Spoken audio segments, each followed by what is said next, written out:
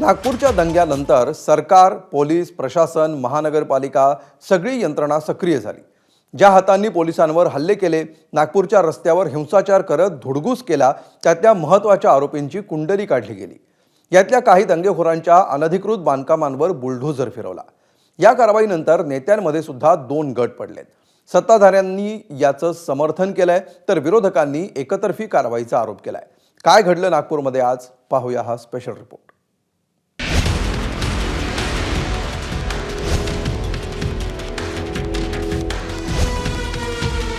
उत्तर प्रदेशचा bulldozer pattern महाराष्ट्रात, योगी आदित्यनाथ यांच्या पावलावर देवेंद्र फडणवीसांचं पाऊल। नागपुरातील मोमिनपुरा, महाल भागातील जोहरीपूर आणि संजयबाग कॉलनी परिसरात सकाळपासून मोठा पोलीस बंदोबस्त होता। याचं कारण होतं नागपूर हिंसाचार प्रकरणात महानगरपालिकेची धडक कारवाई। दंगेखोरांच्या अतिक्रमणावर पालिकेचा हातोडा चालला। फहीम खान आणि युसुफ शेख या दोन आरोपींच्या घरावर अतिक्रमणाची कारवाई केली गेली, तर शाहीन अमीन या आरोपीचे दोन्ही दुकान सील करण्यात आले। या कारवाईमध्ये मुस्लिमांना जाणीवपूर्वक टार्गेट केलं जात असल्याचा आरोप उद्धव ठाकरेंची शिवसेना, शरद पवारांची राष्ट्रवादी आणि काँग्रेसनं केलाय। त्याला आता अमोल मिटकरींचीही साथ मिळाली आहे। दंगलखोरांवरती बुलडोझर किंवा त्यांच्यावरती ॲक्शन व्हायला पाहिजे, पण दंगलीची सुरुवात ज्यांनी केली ते तुमच्याच पक्षाचे कार्यकर्ते आहेत, ते तुमच्या विचारांचे समर्थक आहेत। औरंगजेबाच्या कबरेचा मुद्दा कोणी काढला? ते तुमच्या मंत्रिमंडळामध्ये आहेत। चिथावणी तुमच्या मंत्रिमंडळातल्या सहकार्याने दिलेली आहे।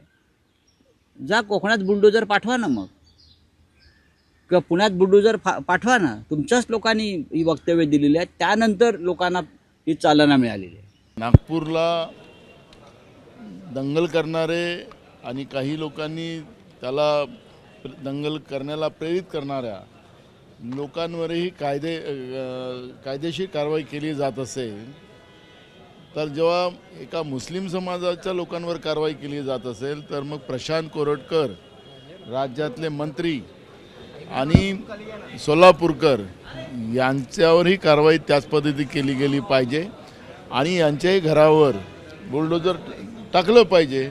खोकेच्या घरावर बुलडोझर चालवलं, जसा तो नईम खान का कोण तिथला दंगलीतला मुख्य आरोपी आहे फहीम खान, त्याच्या घरावर चालवलं।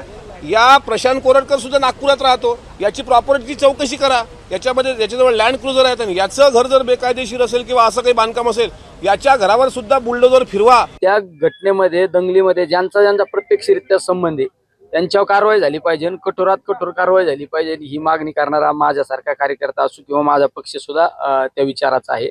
पण जी बुलडोझर संस्कृती आपल्या महाराष्ट्रात चालू आहे, फक्त राजकारणात एखादा विरोधात गेला म्हणून त्याच्या घरावर कागदपत्र काहीतरी खोटेनाटे कागदपत्र काढायचे आणि त्याच्यावर बुलडोझर चालवायचा।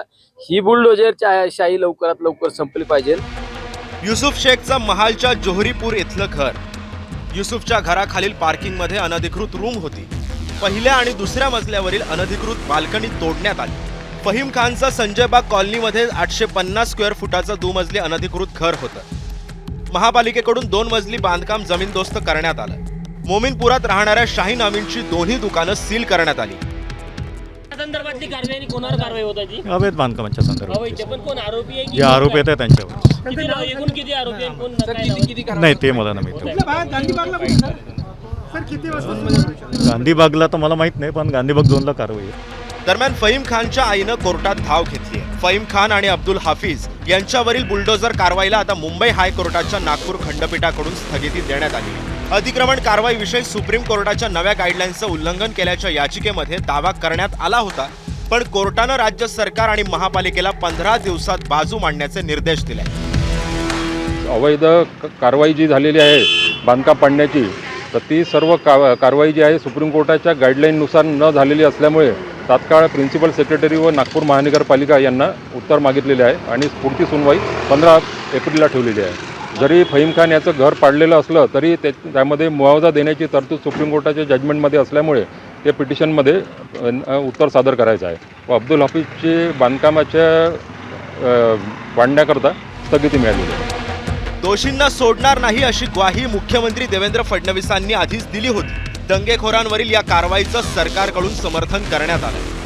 नागपूरचा विषय वेगळा दंगलीचा, ती दंगल होती, ही दंगल नाही।